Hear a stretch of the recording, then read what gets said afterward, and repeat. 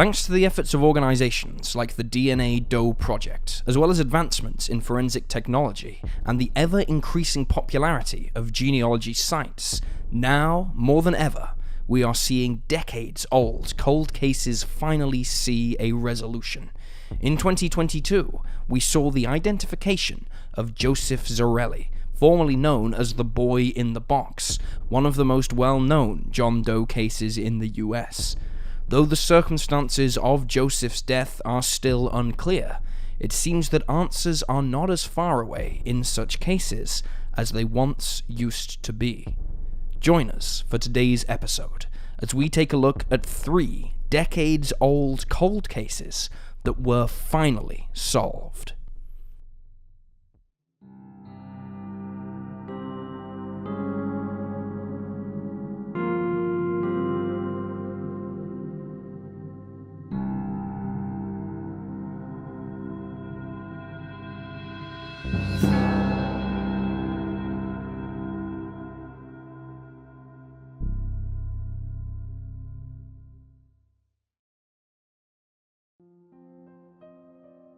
Gretchen Harrington. On the morning of August 15th, 1975, 8-year-old Gretchen Harrington left home to head to her summer Bible school. A resident of Broomall, Pennsylvania, Gretchen's church, the Trinity Chapel Christian Reformed Church, was not even half a mile from her home. But somewhere along the way, something happened. Gretchen never made it to Bible school. Her father was the pastor of a secondary church location and was friends with David Zanstra, the pastor of the church Gretchen was headed to that morning. After a few hours, he was alerted to his daughter's disappearance and requested that Zanstra call the authorities, which he did. An extensive search for the 8-year-old soon began, but no sign of her was found. Just short of 2 months later, on October 14th, skeletal remains were discovered in Ridley Creek State Park, not far from where Gretchen went missing. The remains were soon identified as belonging to the 8-year-old, with the cause of death being determined as injuries to the skull. The case was ruled a homicide and an investigation began, but it grew cold before long. In 2023, almost 48 years after Gretchen's murder in 1975, an arrest was finally made in her case. On July 24th, the Delaware County DA's office announced that 83-year-old David Zanstra had been charged with criminal homicide of the 1st, 2nd, and 3rd degree, as well as kidnapping of a minor and possession of an instrument of crime. The break in the case came just 1 week earlier, when investigators decided to re-interview Zanstra, the pastor of the church Gretchen was attending on the day of her disappearance. Chillingly, not only was Zanstra a devoted family friend, but one of his daughters was Gretchen's closest companion. Police noted that during their 2023 interview with him, he initially denied being involved. However, when he was confronted with evidence of sexual misconduct in the past, he broke down, telling detectives that he had seen the little girl walking alone on the road on the morning that she went missing.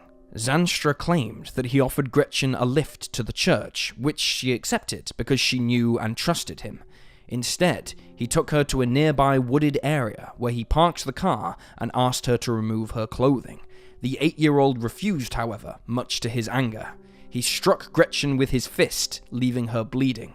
Believing she was dead, he covered up her body and fled the scene. DA Jack Stolzheimer labeled Zanstra as a monster, stating, "This is a man who was a remorseless child predator who acted as if he was a friend, a neighbor, and a man of God, and he killed this poor little girl." He added that Zanstra played the part of a family friend for years after Gretchen's death. Investigators had decided to revisit Zanstra when, in the autumn of 2022, a woman came forward wishing to speak to somebody about Gretchen's case. When connected with an officer, the woman stated that she thought she knew who the killer was. Remarkably, she had diaries she'd kept from the 1970s, in which she'd written down some of this information. She had been just 10 at the time of the murder, and lived in Haverton, around 3 miles east of where Gretchen went missing. This woman had, as a child, also been friends with one of Zanstra's daughters. She recalled sleeping over at their house frequently and told police that one time she awoke in the middle of the night to find Zandstra molesting her. When she moved, he hurriedly exited the room, but he came back the next night to do it again. When she asked her friend, Zandstra's daughter, about his actions, she replied, "He does that sometimes." When she got home, she told her parents about the incident. They immediately forbade her from sleeping over at the pastor's house. In her diaries, the woman also wrote about an abduction involving a friend of hers named Holly. She wrote, "Guess what? A man tried to kidnap Holly twice. It's a secret, so I can't tell anyone, but I think he might be the one who kidnapped Gretchen. I think it was Mr. Z." Witnesses on the day of Gretchen's disappearance had seen her speaking with a man inside a car. Some eyewitness accounts claimed the car matched Zandstra's. Still, investigators back then had been unable to concretely connect the pastor to the crime. DNA was collected from Zandstra at the time of his 2023 arrest, and it will be submitted to see if it matches any open and unsolved cases. Investigators have expressed their concerns that due to his role as a pastor, Zandstra could have abused many more children.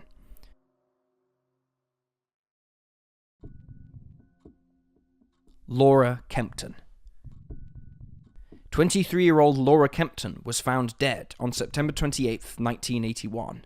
She had last been seen in the early hours of that morning entering her home, a ground-floor apartment on Chapel Street in Portsmouth, New Hampshire. Her body was discovered by a police officer who had come to serve her a court summons related to unpaid parking tickets when he noticed that the front door showed signs of a break-in and spotted a body through the half-open door. The crime was heinous. Laura had been covered by a mattress and bedding, her ankles tied by an electrical cord. She had been sexually assaulted before death. Authorities added that it was likely a wine bottle which was used to attack Laura before, during, or after the assault. Laura was a student at the Portsmouth Beauty School, where she was studying to become a hairdresser. She was also an employee at the Marco Polo gift store and Karen's ice cream parlor. Hardworking and social, she was known to be a free spirit with a big personality. Investigators who began to look into her demise discovered that she likely died shortly after arriving home. She had suffered blunt force trauma to the side of the head. For weeks, detectives attempted to chase down leads and understand the murder, but weeks turned into months, and months turned into years. Answers were still out of reach. The case went cold. Then, in 2023, an announcement came. Laura's killer had been identified. Ronnie James Lee was a 21-year-old man living and working in Portsmouth at the time of the murder. Assistant Attorney General Rachel Harrington noted that there was no evidence that the two knew each other. Lee was born in 1960 and served briefly in the military until 1981, before he began working for MBI Security at Liberty Mutual in Portsmouth. In November 1982, he was arrested for theft. He was living with his mother at the time. Laura's murder wasn't his only crime. Lee had been convicted of a string of offenses, including 5 burglaries, 2 of which he pled guilty to, as well as sexual assault. In 1987, he was convicted of the latter case, which stemmed from another burglary. He was in prison for 3 years following the conviction.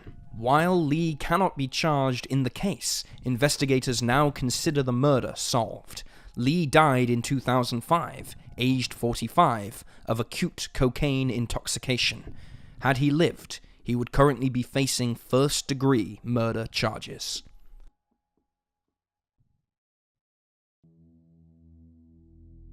Ruth Marie Terry, formerly known as the Lady of the Dunes. On July 26, 1974, the decomposing body of a woman was found in Race Point Dunes, Provincetown, Massachusetts. She was found amongst shrubbery, yards away from a road, and was believed to have died 2 weeks prior. She was lying face down on half of a beach blanket. Investigators theorized that she knew her killer, or had been killed while she was asleep, due to the fact that she had no defensive injuries and there were no other obvious signs of a struggle.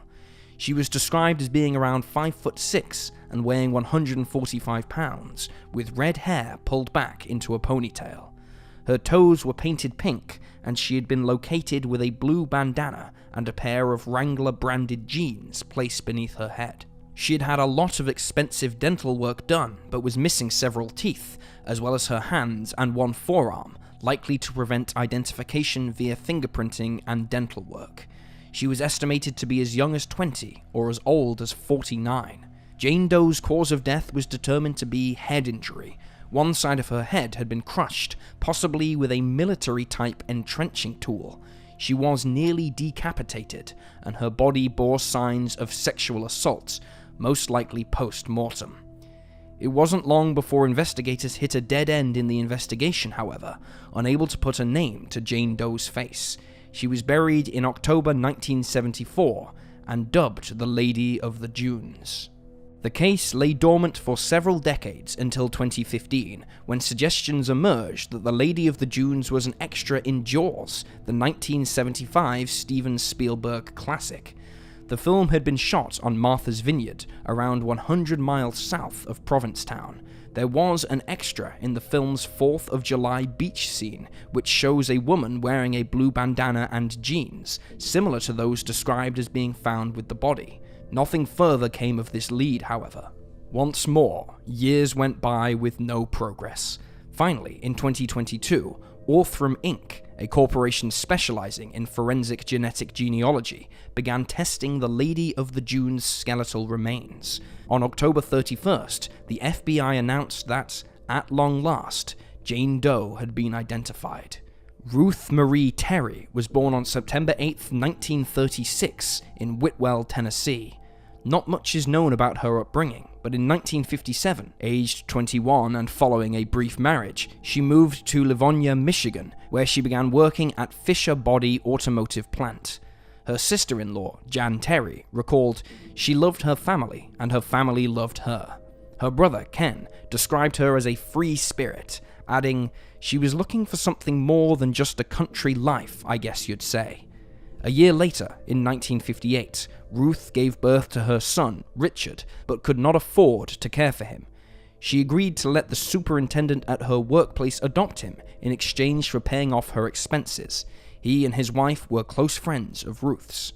Once this process was finalized, she moved to California. Though she reached out to her son in 1972, he was a teenager at the time and was not ready to connect with her. At some point in the next few years, Ruth met Guy Rockwell Moldavin. The pair tied the knot on February 16, 1974.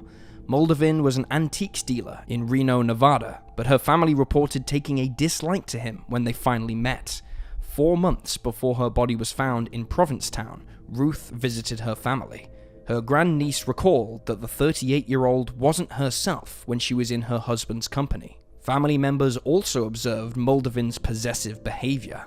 The couple then journeyed to Chattanooga, Tennessee to visit her brother Ken, who recalled that Moldavin and Ruth had spoken about traveling around the country to pick up antiques, and they discussed visiting Massachusetts. Then, in the late summer of 1974, Moldavin came back to Tennessee. He told Ruth's family that she had gone missing from their shared home in California. Ruth's sister-in-law, Jan, noted, "He was so blunt, and he just said he didn't know where she was and all that, but he didn't stay very long." Ruth's other brother, James, journeyed to California, where he hired a private investigator to track down his sister. The PI revealed that all of her belongings had been sold, and suggested that she had left the state of her own volition after becoming involved with a religious cult. One family member theorized that Ruth had gone into a witness protection program and was unable to contact her loved ones. Richard Hanchett, Ruth's son, told The Californian, "They couldn't find anything. They confronted that Moldavin guy, and he just said she left. You know, free-spirited this, that, and the other." Meanwhile, Ruth's sister-in-law stated, "I always had a bad feeling about the guy she married." For decades, the Terrys went without answers. When the announcement came that she had been identified in 2022, her family was relieved. At least now they knew, and they could finally find a sense of closure. A month following the identification, investigators began looking into Moldavin, believing he was the last person to see her alive. They first noted that in 1974, Moldavin was driving Ruth's car and had told several people that she was dead. They then learned of his extensive criminal past. Moldovan was born on October 27, 1923. In 1958, he married his second wife, Manzanita Ryan, who disappeared along with her 18-year-old daughter from a previous marriage, Dolores Mearns, in April 1960. Moldovan was the prime suspect in the case and fled Seattle shortly after the disappearance, but was later apprehended by the FBI. True crime writer Ann Rule alleged in her 2007 book, Smoke, Mirror and Murder, that police found body parts in Moldovan's septic tank, but were unable to prove they were from the missing women. Prosecutors were reluctant to press charges without a body, and so he was never charged in connection with the disappearances. Moldovan married for a third time on July 29, 1960. Shortly afterwards, he faced larceny charges for stealing $10,000 from his second wife's family around the time she and her daughter went missing, and in 1961 he was convicted and sentenced to 15 years in prison. Unfortunately, however, a judge suspended that sentence in March of 1962 on the condition that Moldovan repay the money. In 2023, investigators announced that Moldovan had been identified as Ruth's killer. He cannot be charged because he died in 2002, aged 78, but investigators now consider Ruth's case closed. And there you have the facts. Please leave a comment down below with your own thoughts and reactions, and remember to like this video and subscribe to support the channel. Thank you for watching. Stay alert, stay safe, and I'll see you next time.